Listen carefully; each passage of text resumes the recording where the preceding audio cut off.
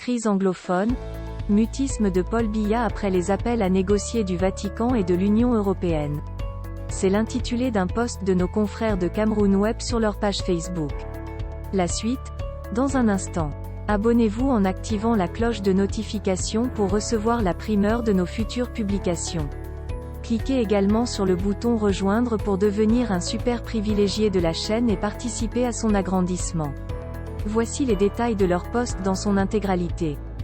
Yaoundé privilégie l'option militaire au détriment des pressions de l'Union européenne et dernièrement le Saint-Siège. Pour les observateurs, le président de la République du Cameroun n'écoute les appels à la négociation que d'une oreille. Au Cameroun, pour ce qui est de la crise dans le nord-ouest et le sud-ouest du pays, plusieurs proches du vieux lion comme Ferdinand Gogo, le secrétaire général de la présidence de la République et Paul Atanga-Gy, le ministre de l'administration territoriale privilégie l'option militaire pour venir à bout des séparatistes. Ces derniers mois, des pays membres de l'Union européenne, UE, avec la France en tête ont lancé de nombreux appels à la négociation. Mais le régime, déchiré par les guerres pour la succession de Paul Biya, y est resté totalement sourd. Face à l'aggravation de la situation sur place, c'est le Vatican qui, fin janvier, a tenté de peser sur le président en envoyant le secrétaire d'État Pietro Parolin en visite officielle au Cameroun. En novembre dernier, l'archevêque émérite de Douala Christian Huygen Toumi a été brièvement kidnappé par les séparatistes, et la curie s'inquiète de plus en plus du développement incontrôlé de la crise politique et humanitaire au Nozo, depuis 2017, lit-on dans le journal français Africa Intelligence. L'UE et le Vatican plaident pour un dialogue avec des médiateurs extérieurs.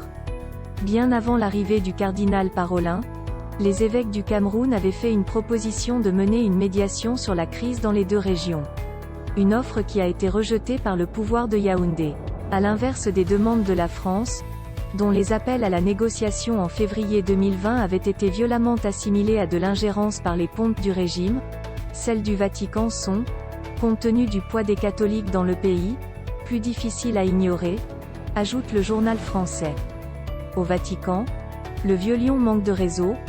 Paul Biya a eu beau dépêcher, en 2008, son ancien directeur adjoint au cabinet civil Antoine Zanga pour représenter Yaoundé auprès de la curie romaine, les pontifes et leurs conseillers se sont toujours méfiés du syncrétisme activement pratiqué par le chef d'État, adepte de plusieurs traditions occultes, notamment celle de la Rose-Croix, souligne Africa Intelligence.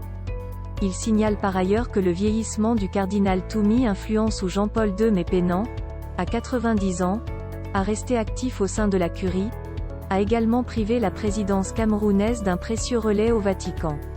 Ainsi donc, les ambassadeurs occidentaux se mouillent de sources bien introduites.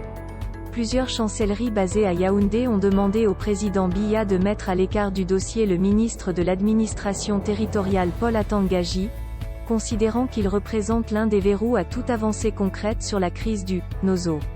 C'est notamment le cas des ambassades de France, de l'Union européenne, ainsi que du Royaume-Uni et des États-Unis, conclut le journal.